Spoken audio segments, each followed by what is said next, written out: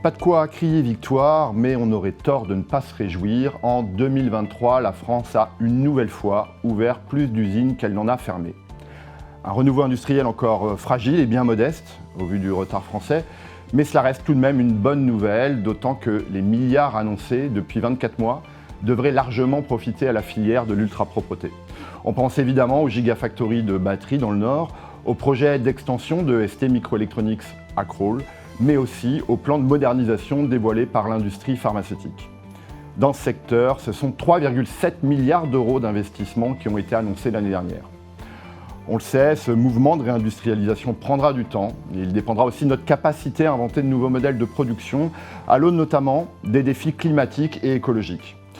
C'est pourquoi, en 2024, votre magazine a décidé de dédier une grande partie de son programme à l'industrie, à commencer par l'enjeu central de l'efficacité énergétique auquel nous consacrerons notre premier numéro de l'année.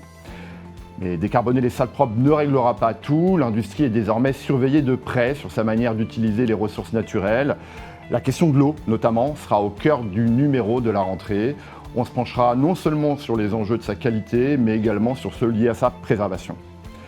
Parce que les projets doivent aller toujours plus vite, nous regarderons comment les nouvelles exigences de compétitivité et de flexibilité font évoluer la conception des salles propres, avec dans ce domaine deux sujets désormais incontournables, la généralisation du BIM, sur laquelle nous reviendrons en décembre, mais surtout le formidable essor des modes de construction modulaire.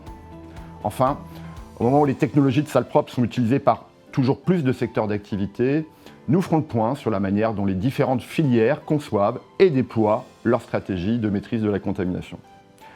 En attendant ces nouveaux rendez-vous, vous pouvez d'ores et déjà nous retrouver sur le site sallepropre.fr ainsi que sur notre page LinkedIn. Et je vous dis donc à très bientôt.